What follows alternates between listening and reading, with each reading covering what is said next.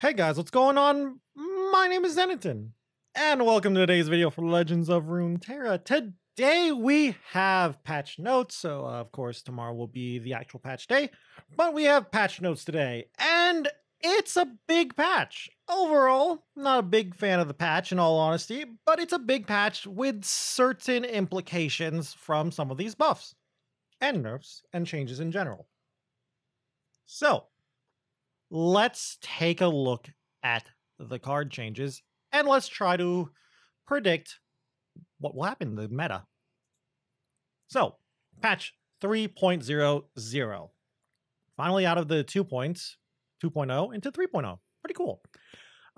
So, first off, interesting change. Let's see what they have to say here.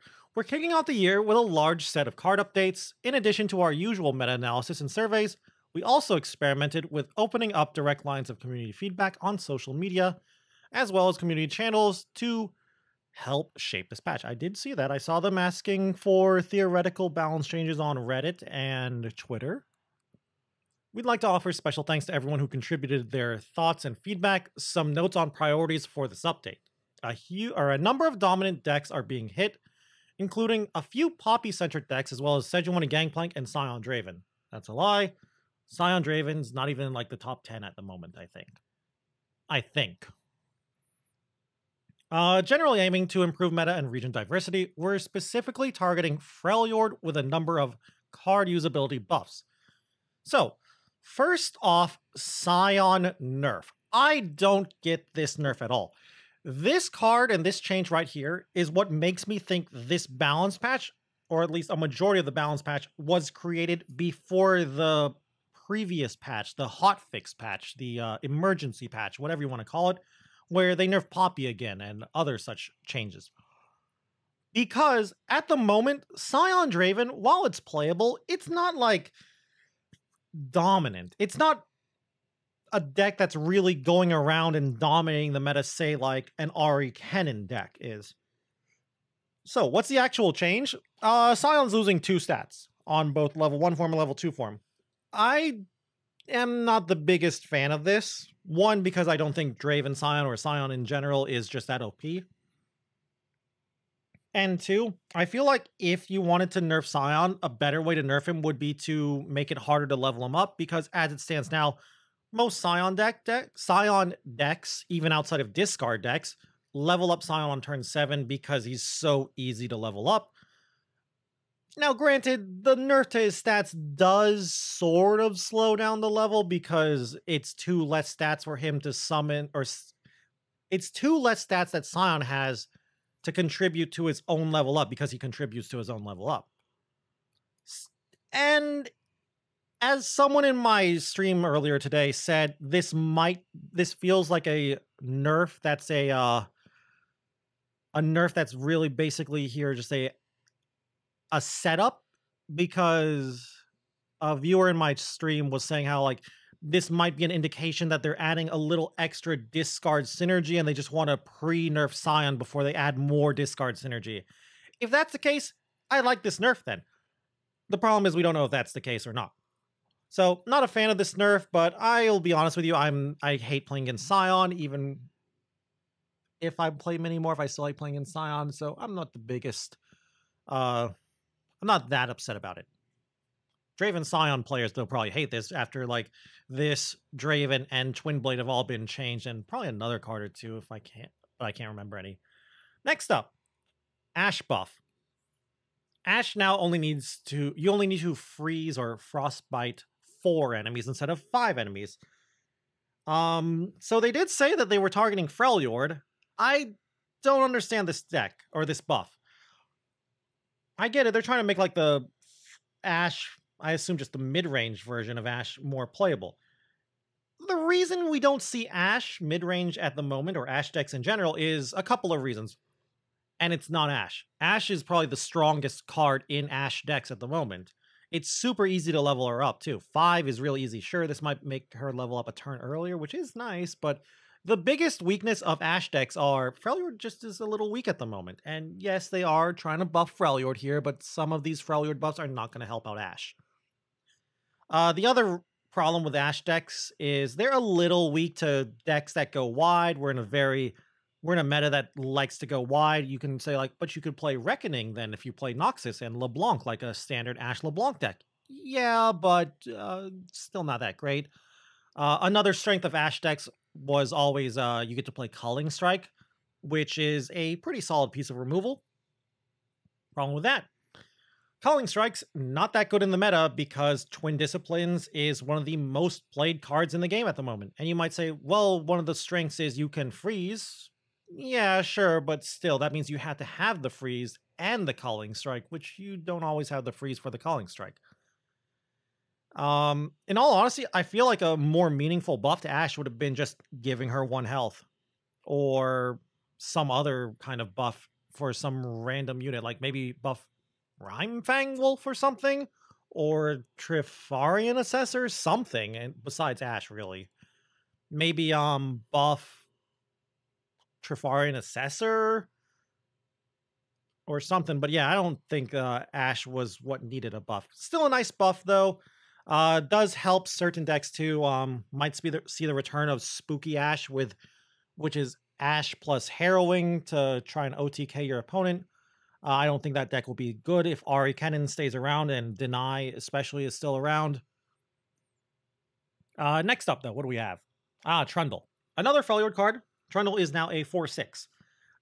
Trundle used to be a 4/6. He was a 4/6 when he came out, when he was initially released, and he was nerfed to a 4/5 because he was just too good.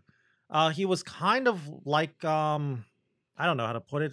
He was just kind of the champion that's like, oh, I don't really have a second champion to put into my Freljord deck. Just throw in Trundle, he's fine. So the thing is, like, this is scary. 4/6 is really hard to deal with, especially with regeneration. The Ice Pillar is a 0/6 now instead of a 0/8, so that is a little nice. So he's not fully unnerfed, but he was really scary. And Trundle A-Soul, like Trundle Aurelion Soul, was a solid deck. Like Freljord, Shadow Isles Control, Trundle A-Soul with a little bit of ramp. That was a solid deck. Now, will that deck be good again? I don't think so, but I could definitely see it making a slight comeback, in all honesty. But yeah, I like this buff. It's a very nice buff to just a lot of decks in general. Feel the Rush likes this, even though I don't think Feel the Rush is playable at the moment because, again, Ari Cannon and Deny. Next up, what do we have? Anivia. This one I'm really confused about. Anivia gets +1/+1. So she's now a 3/5 instead of a 2/4 when she's level 1. Honestly, it's cool. Like, more stats is welcome, sure, but I'd rather, instead of this, like, it's nice. First off, it's nice that she can block Fearsome now. A 6-drop that couldn't block Fearsome always was a little awkward. But instead of this buff, I'd rather they had just buffed her egg. Like, unnerfed the egg. If you don't know, Egg Nivea used to be a 0/2, and then when Anivia was really, really good, like Brahmanivia was really good in top tier, and they nerfed a bunch of cards in that deck, Egg Nivea got hit and went from 0/2 to 0/1. I'd rather see them revert that nerf because dying to things like Pokey Stick and Make It Rain are really, really big problems for the egg. And this +1/+1 stat line is really, really not going to do too much, in my opinion. Like, sure, going up to 5 is nice. You don't die to, I guess, Arachnoid Sentry, Ravenous Flock. That's nice, but this is not going to save Anivia. Maybe like some Shadow Isles Freljord deck will come back with all these Freljord buffs and Shadow Isle buffs, and maybe we can use Shadow Isles Freljord Anivia again with 06 Braum as well, maybe. Using things like Box, Avalanche, Blighted Ravine to try and fight against Ari Cannon. I'm not too hopeful of that. And I think the biggest problem will be actually Anivia. You try to play Anivia and they might just like recall Anivia with Homecoming and you just cry because you spent 6 mana to do nothing. Because unlike other champions who are expensive, Anivia does nothing when you summon them. They have no summon ability, enter the battlefield ability, play ability, whatever you want to call it. So, next card though, what do we have? Ooh, Kindred. Okay, so this one I've noticed a lot of people saying it's not a buff. I honestly am with them. I don't think this is a buff. I think at best it's a side grade, and at worst this is actually a nerf to Kindred. So Kindred is now, instead of 5 mana, 4 mana. By itself, that would be a buff. The problem is, Kindred is now a 4/3. So they are 1 mana cheaper, but they have 1 less health. That's big.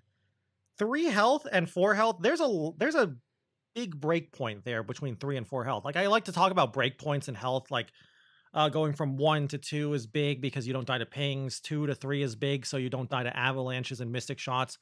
3 to 4 is not as big as, say, like 1 to 2 or 2 to 3, but it's still pretty big. At 3, you have what? Get Excited, Sumpwork Fumes, and Buster Shot, and then, of course, like, I guess, like, an active group shot plus a pokey stick is also scary. And here's the other problem.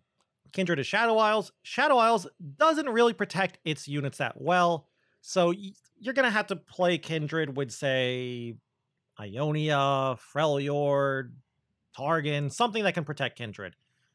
And you might say, like, well, you were doing that already. Yes. The thing is, it's also similar to when Fiora lost a point of HP. It used to be cards that wouldn't kill Kindred will now kill Kindred, and you'll have to waste that that combat trick right away. A good example is Fiora, before she got nerfed, didn't die to Mystic Shot. Your opponent would play Mystic Shot on Fiora, you'll just let it go through, and you'll be like, okay, cool, whatever. I'll just let her go down to a 3/1 and then use a combat trick in response to an actual kill spell, or a spell that will kill her. Now you'd have to play like your Sharp Sight or whatever. So I really think this is a nerf. Maybe with some of the Freljord buffs, though, you can try Kindred Ash control again. It's been tried before. It's not that great, but I'll try it myself. Especially because that way you can play Troll Chance and Elixir of Iron for your Kindred. And yeah, I don't know. It is nice that they come out a turn earlier, but it's still, I really just don't like 3 health. We've seen 4 mana 4/3s with quick attack before, and they were just not good enough. Yasuo actually used to be a 4 mana 4/3 with quick attack. He was unplayable then, and then they had to buff him to a 4/4. He's still unplayable, but he's got other problems besides that. Same with Kindred, in all honesty. Kindred has a lot of other problems besides their stat line and their mana cost. But yeah, I don't know. Kind of sad about this, but maybe I'm wrong. I'd love to be proven wrong and see Kindred actually be playable for 4 mana, but I don't think I'll be wrong. Next up, who do we have next? Maokai. I like this change. Not a big change. Maokai's effect now triggers when you summon another ally instead of playing another ally. So things like Viego's Mist guys is Engulfing Mist or whatever it's called. Mist Race? I actually don't know what his mists are called. That'll activate it, so you could try Maokai, Viego. Sapling Toss will now give you another sapling right away because of how this works. The biggest, most prominent interaction I see this helping out is Vile Feast. Just Maokai and then Vile Feast. Vile Feast will give you the sapling. Really helps out Maokai on the turn he comes down. You play Maokai on 4. If you have 2 spell mana, you could then Vile Feast, get a 1/1 spider, maybe even kill something, and then get a sapling, and then kill something else. That's like a really, really like big change. Like big-ish change. That's not like, wow, that's like an insanely good change, if that makes sense, right? Does that make sense? I hope that makes sense. In other words, it's not very overt. It's not very like, oh, we just dumped a lot of stats or made it like a really cheap kind of card. Just a small change with somewhat big implications. But yeah, nice quality of life kind of change here too anyway in general. So I like it. I guess you can say it's also a deep buff. It's pretty much the only deep buff here, I guess, unless you want to argue some other Shadow Isle cards are deep buffs. Next up, who do we have? Darius. He kind of actually got 2 buffs here. So first off, Darius now has an extra point of health, so he's a 6/6 instead of a 6/5. The second buff, which isn't really that noticeable, is that he now actually gets health when he levels up. I also just learned this myself today, because I've never played Darius, and it's been forever since I've seen Darius played. I didn't realize that Darius was only a 10/5 when he leveled up. I didn't realize that when he leveled up, he didn't get +1 health like, most champs did. So yeah, now he will get +2 health as well when he levels up. So that's pretty cool. Does that make him playable? I don't know. And maybe this is also why they nerfed Scion, because a lot of people were like, why would I ever play Darius when I could play Scion? So yeah, maybe you could try like Mono Noxus with the Noxus Allegiance guy and Darius and Harrowing. People have tried that before. Maybe we can try it again. I don't know. But yeah, maybe we can try to do like the good old classic like Noxus aggro with a couple of Dariuses as top end and Decimates as your other top end. So we could try it again. I don't think it'll be too good. Especially, I keep saying this, especially with Ari Cannon and Ionia being popular. Concussive Palms, Homecomings, to a lesser extent, Will of Ionia is really, really, really good and really sad for a Darius to see. Next up, though, what do we have? Oh, this one. I love this one. This is one of my favorite changes and one that I'm really hyped for. Diana buff. So they've changed up how Diana works slightly. Now, she still does the same thing she did before, except now, if you Nightfall again when Diana is already on the field, she'll get Challenger again that round. So before, she would only have Challenger when you Nightfall and summon her. Now, if she's on the field and then you Nightfall, she'll get Challenger again, which is really good. It's basically her leveled up form. Now, here's the problem. This means her leveled up form is kind of meh. Like, her level up form is only now just adding, what, +2/+0 to her as well, which is not that great. I guess +1/+1 stat line as well, but it's like, now her leveled up form is just, she gets Challenger again and +2/+0. Not much you can really do with a 2-mana champ, sure, but it's nice. And if you can't remove a Diana early, she could just run away with a game. Like, we've seen how good level 2 Diana can be, that repeatable Challenger. Is this enough to make Nightfall playable? I don't think so. I do think if Nightfall becomes playable again, I don't think it'll be the way Nightfall used to be, in that it was more of a aggressive slanted deck. I think it'll be more grindy. Maybe trying to use Diana as like a value engine, trying to get some nice removal while getting some chip damage in and then killing your opponent with like a big Nocturne or something. But maybe I'm wrong. Maybe this is unplayable. Maybe it's still best just to go very aggressive with Nightfall. No idea. I think the biggest problem with Nightfall is they just haven't gotten any new powerful cards for them. Next up, though, who do we have? Xerath. 2 changes here to Xerath. First one, most obvious one, +1 health. Very nice change. Very simple change. Not much to talk about there. Good change for him. Lots of people said he should have started with 4 health when he came out, and they made him a 3/3 for 4, which was awful. I played a lot of Xerath myself, and I was like, man, I wish he had 1 extra health so he didn't die to Buster Shot. Back to another argument we were talking, or another discussion we had earlier with Kindred. Right here, that breakpoint, we're mentioning it again, 3 health to 4 health, very huge. So yeah, not dying to Buster Shot's really, really good. Buster Shot, Buster Cannon, whatever, you know, the Tristana champ spell. Other change, though, and this only affects level 3 Xerath, so it only affects you if you're playing Sundisk. Now, Xerath will target the enemy units first before the Nexus, which kind of sucks. This is objectively a nerf, because level 3 Xerath was kind of a very, very fast way for Sundisk to actually win a game. Now it's going to take them a long time to actually win the game, too. And that's kind of been the problem with Sundisk decks. They do, like, they crack the Sundisk and do all the stuff, and they get a level 3 chance, but they have to win quickly because of how much of a tempo loss playing Sundisk is, because it's a bad deck. Still, though, overall, I like it. Just the +1 health to Xerath is nice. I don't think Xerath Zillion is going to be a meta contender. I think just Ari Cannon, Darkness, and other things just beat up Xerath Zillion too much, but I might be wrong. I'd like to be wrong. I like Xerath Zillion, but I don't think Xerath Zillion is going to be anything better than a tier 3 deck at most. Next up, what do we have? That's all the champions. Okay, so before I talk about this Mayor nerf, which I really like, by the way, a couple of things that are missing. No Ari nerf, no Ken nerf, no Lee Sin nerf, no Aphelios buff. Lots of champs that are missing that didn't get a buff or a nerf that I was hoping for. Spoilers, I guess. for more on in the video. No Ari Kennen nerfs at all. Ari Kennen is the best deck in the format, has the highest win rate. And with no nerfs, I think Ari Kennen is going to be even more dominant in the game at the moment. And I wish Yasuo was playable, but that's because I just like that card. Anyway, onto the follower spells and landmarks. First off, Vandal City Mayor. Finally, this guy stopped dodging nerfs, and he's been nerfed.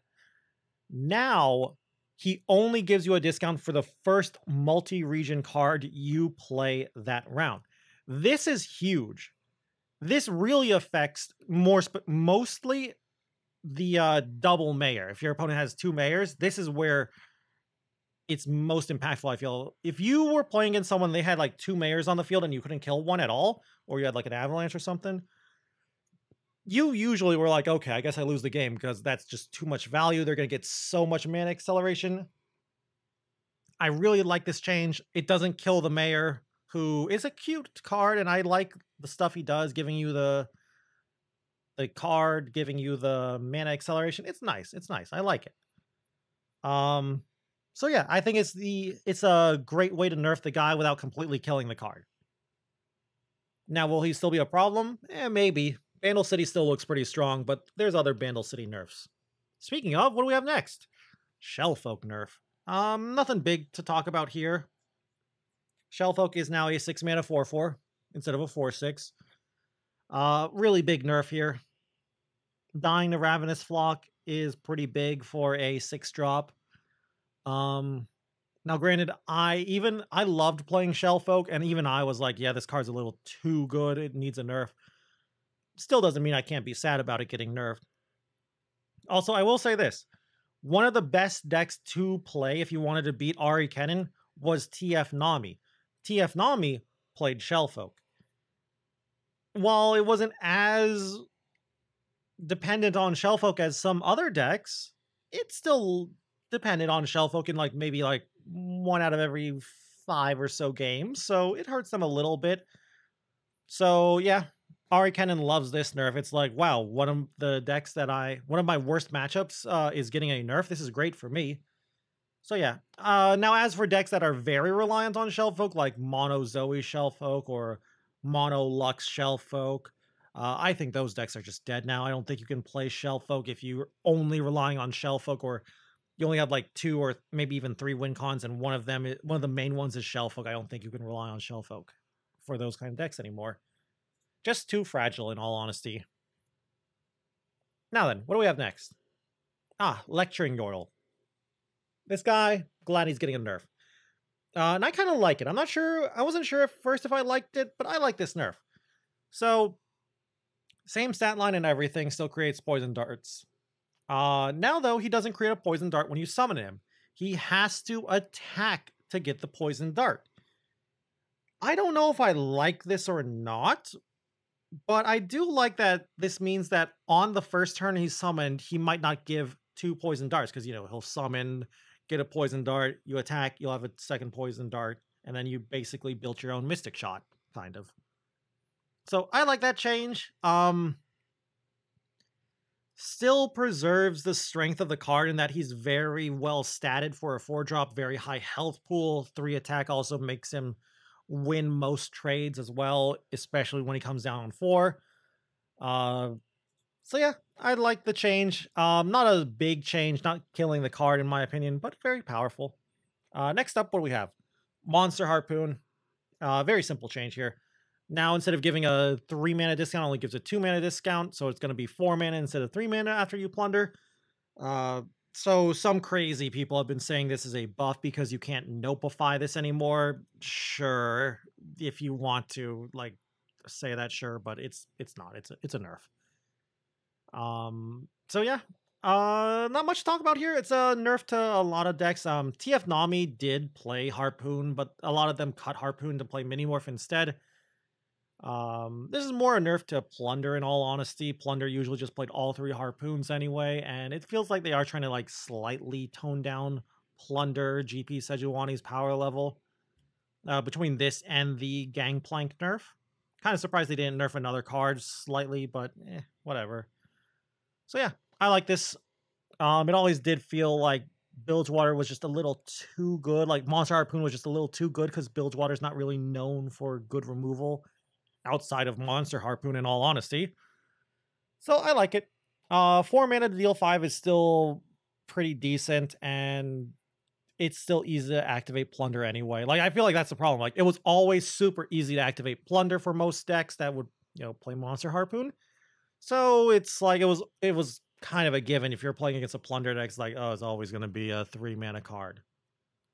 Anyway, also not being able to be casted with only spell mana is actually insanely big. So that's nice too. Next up, what do we have? It That Stares. Only a small change here. Deals 3 instead of only dealing 2 now to all other units. Not a big change, but it does kill some other stuff that it didn't kill before. So it's nice. Might be good for like ramp decks and those decks that like to behold 8 mana or more cards. Maybe you can do something with like Lissandra with this or something. Might just be able to main deck at least 1 or 2 as well, with it being able to deal a lot of damage and actually kill some more mid-game stuff.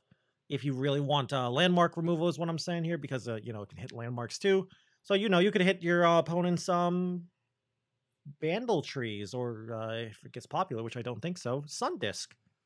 So I like the change. Not too sure how much of an impact it will have on the meta, but I like it. Next up, Voices of the Old One. Used to only look at the top 4 for a draw. Now it looks at the top 5. It's pretty nice. Not a big change here, but it's nice enough. Pretty much exactly the same stuff I said for It That Stares. Could be good for that like big ramp Freljord kind of behold 8+ mana cards deck. This card has seen a little bit of play before in things like Feel the Mina. Aurelian Soul decks sometimes played this deck. So it could see some play. I'm not too confident it will see play, but it could. Next up, what do we have? Oh, this card. Iceborne Legacy. No change to the card itself except for its spell speed. It's now a burst speed spell again. It actually used to be a burst speed spell when it costed 3 mana, and then they made it 5 mana and changed what it did. Because it used to only give +1/+1, now it gives +2/+2. Really, really big change. Going from slow speed to burst speed is huge. Now, does this mean this card will be playable? I don't think so.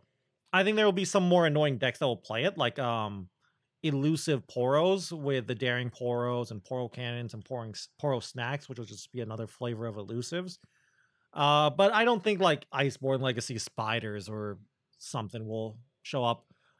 Great deck great buff for content creators. This card will give like a lot of videos of content. I'm already going to tell you right now, for a lot of content creators, because they can make all kinds of meme decks with this card, and they'll actually maybe steal a few wins because, again, going to burst speed is really, really good. Use it with like Sand Soldiers or Blades with Blade Dance, or I don't know, Mist Race or something. So cute card, cute buff. What do we have next? Rime Tusk Shaman. This card. I don't understand this buff. This card has never really seen competitive play. For a lot of reasons. Now, again, like I said before, with Xerath and Kindred, going from 3 health to 4 health is big. Don't get me wrong, that is pretty big. But this card is, I don't know. There's just a lot going on here that I don't think this is doing anything for. It's good, I guess, if your opponent can't remove it and you're playing against a deck that doesn't play that many units. But yeah, this card's really weak if your opponents are going wide. It's slow at 5 mana. And sure, not dying to things like Buster Shot is nice, but it's just not good enough, in all honesty. I think this card, it's a good buff for Expedition, I guess. Like, this card's already okay in Expedition anyway, so nice for Expeditions. Sure. Next up, I like this buff. Poro Herder buff. Used to be, when the Poro Herder was summoned, he would draw a Poro if you have a Poro ally on the field. Now, he only has to behold a Poro to draw a Poro. So, the Poro can be in your hand. So that means Used to be, it would be like, okay, turn 1, 1 mana Poro, turn 2 Poro Herder. The problem with that kind of play was sometimes you would have to use your 1 mana Poro to block if you were against, say, like an aggro deck or something. Now, this is great because you can actually block with your first Poro and then play the Poro Herder as long as you have another Poro in your hand to activate Poro Herder. So, great buff here. Don't really think this is going to make Poros top tier or anything, but great buff for Poros here. Also good for the like Poro, elusive Poro decks, which are not great but annoying. Chump Wump, not much to talk about here. From 4-3 to 4-4, basically a nerf reversion. A lot of people don't even know this guy was actually ever nerfed. This guy actually used to be a 4-4 originally, got nerfed to a 4-3 because it was too good in Ezreal Karma. It was just really good at blocking in Ezreal Karma, so they nerfed him to a 4-3, and now he's back to a 4-4. Don't know if he'll be playable, but maybe with some more Yordle synergy in the future in another set, maybe. As it stands now, he's just kind of meh. Maybe Teemo Caitlyn will play him or something. Ruin Rex, I like this card. I've been a big fan of this card. Now he's getting a +1/+1 stat buff, so he's now a 5 mana 4/4, and now his effect can go up to 6 times in one turn instead of 5 times. Ezreal Twisted Fate is kind of a very fringe playable deck. Now, granted, that was last season before Ari Kennen and Pantheon and all of them came out, but it was a kind of a fringe playable deck. Now, it was mostly because it could play PNZ and Bilgewater against Poppy decks, which, you know, those kind of removal cards were good against Poppy decks. Maybe this will be good. Like, maybe Ezreal TF is a deck to take a look at again after this buff, because having Ruined Rex be a 4/4 is actually pretty fine. Like, 4/4 for 5 is not a terrible stat line. And really the problem always was drawing enough cards to actually activate Ruined Rex.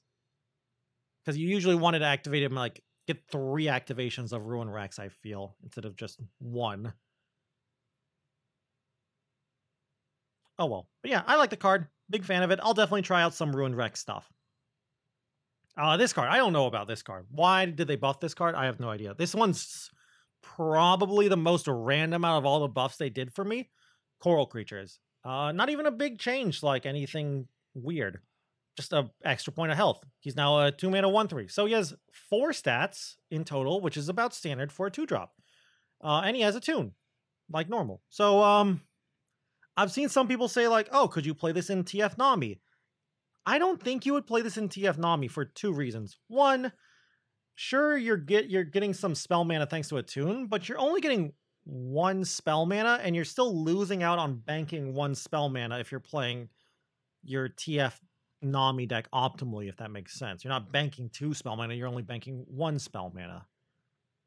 So I'm not a big fan of this in TF Nami, and the other problem with this in a TF Nami deck is you don't like to play too many small, I don't know how to say it without being mean, but like garbage creatures, like coral creatures that you don't want to have get the Nami buffs. In other words, you want to play like lots of elusives and have only elusives and maybe like a TF with quick attack getting the buffs from Nami.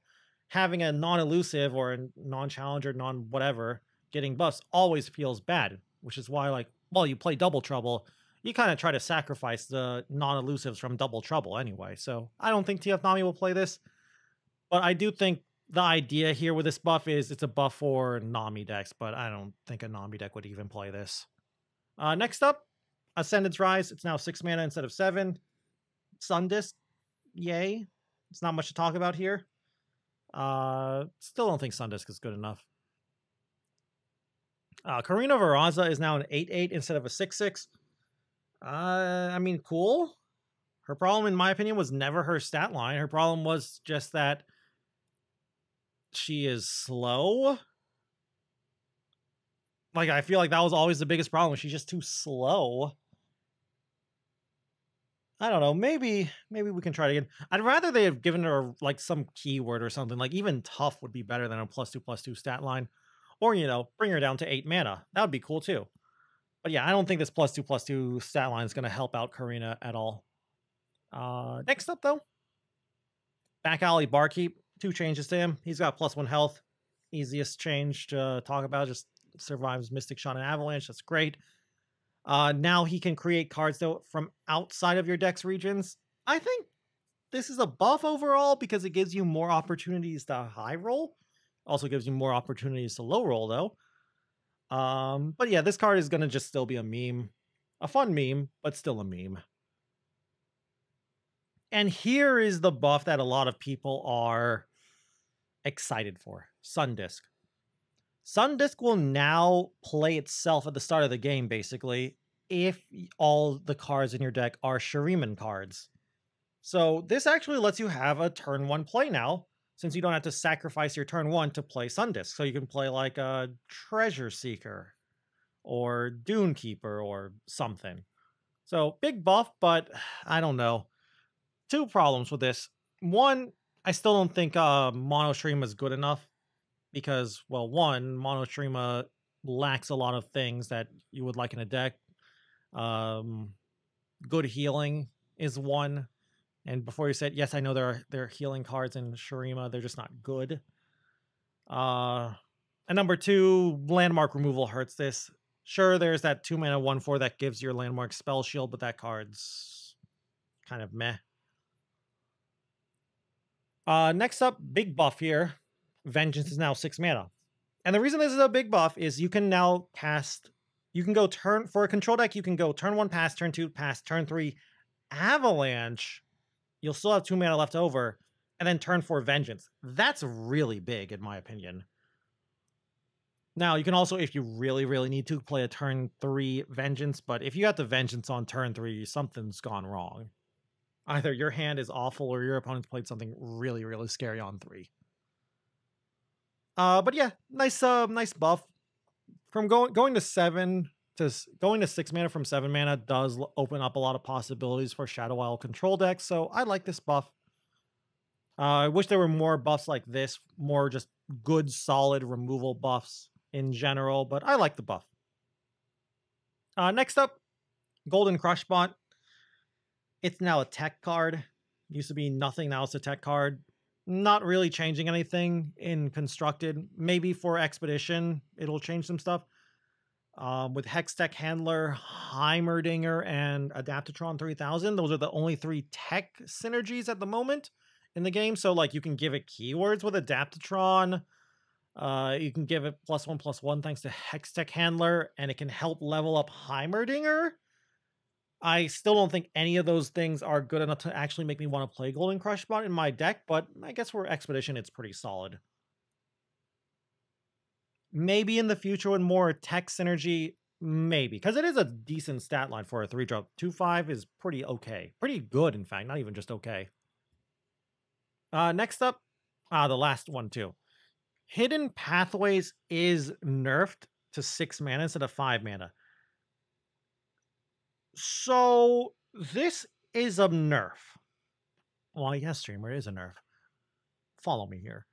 Objectively, this is a nerf. Your Hidden Pathways will now cost 1 extra mana. So it costs 4 mana when it's active instead of 3 mana. That's big. Not being able to use only spell mana is huge too. I will say this though, there are some like very niche scenarios where I actually like this being 6 mana. One is if Jace is on the field and you haven't activated Pathways, it is a draw 4 for 6, which is pretty good. And more, and you might say like that sounds awful, streamer. It is, but the bigger thing is there's 2 things here. One, at 6 mana is a break point for certain cards. Flash of Brilliance can hit Hidden Pathways now, which is pretty good. And Pharaoh's Financier can find you a Hidden Pathways, which is great. Now you might say like, well, streamer, you could find Progress Day before with Pharaoh's Financier. Sure, but if you show me like a Hidden Pathways and a Progress Day and I want card draw, I'm most likely taking Hidden Pathways because it'll get discounted most likely after I take it because I've probably created 2 cards that game anyway because it's super easy to create cards, especially if you're playing Financier anyway. So it'll be 4 mana instead of the 8 mana to get what? Progress Day, which is I'll get 1 extra card and then the discount, which is not that great. So yeah, for Pharaoh's Financier, this is nice that Financier can find hidden pathways, but outside of that, it's mostly a nerf in all honesty. And that's it for card changes. Got a lot of skins too. They look pretty sweet. We'll go over them real quick. Trundle skin looks pretty cool. It's like just a World Breaker skin line. Not a skin line I'm the biggest fan of, but there's a couple of skins I like in the World Breaker skin line. Trundle looks cool. I'm not a big Trundle fan. I don't play Trundle too much. The Elise skin, I really, really like the Elise skin. I don't think I play Elise too much, though, is the problem, so I probably won't buy it. But I do like level 1 Elise, and the level up animation looks pretty sweet, too, from what I've seen. Scion looks nice. Like, I like this Scion. Again, though, Scion's been kind of, like, fading out of the meta at the moment, so, probably won't see him too much. And I don't play Scion too much myself. Nasus, well, all I have to say about Nasus is, who still plays Nasus? Kind of sad, too, because this is a great skin, too. It looks beautiful, but no one really plays Nasus anymore, right? Because a lot of reasons, really. Next up, we got what? Malphite? I mean, with a buff or two, I think Malphite could be playable. And it is a beautiful skin, too. Like, all these skins just look beautiful. And then a Maokai skin. I believe this is the first skin for Maokai, too. Very, very nice skin. Cute saplings, too, is very nice. So, beautiful skin. And the last skin is a Nautilus skin. Also the first skin for him, too. A lot of these are actually the first skins for a lot of these champions. Thing is, like, who plays deep nowadays? So, poor Nautilus. And then, of course, new board. Looks pretty sweet. I believe that's actually Nautilus and Trundle on the board. I didn't actually notice that before.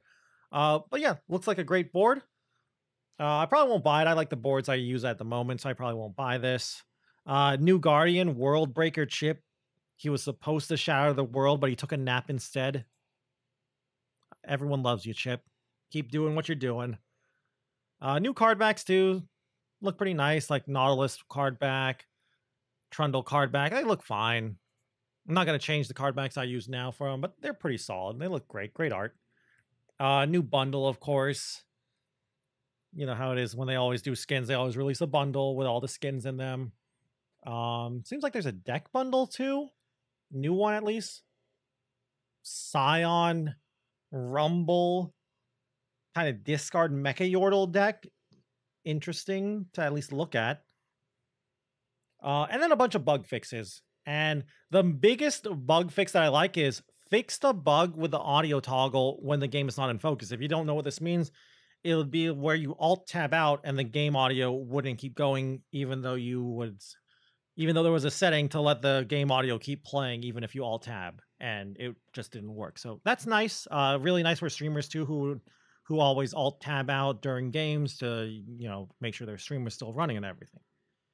Anyway, that's going to be it for today's video. Very, very long video, but it was a very big patch, so we had a lot to talk about. If I had to rank the patch, I'd say it's like 6 out of 10, like not an IGN 6 out of 10, but a real 6 out of 10. So like above average, but misses out on a lot of stuff and misses out on a lot of very important stuff. Like, for example, no Ari Cannon nerf, no Lee Sin nerf. Specifically like Wounded White Flame doesn't get nerfed.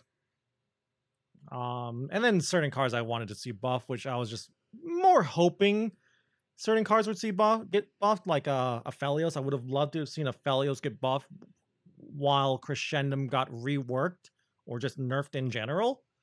And, make the Moon Weapons 2 mana again and make Gifts 2 mana as well. Anyway, though, that is going to be it for today's video. I hope you all enjoyed it.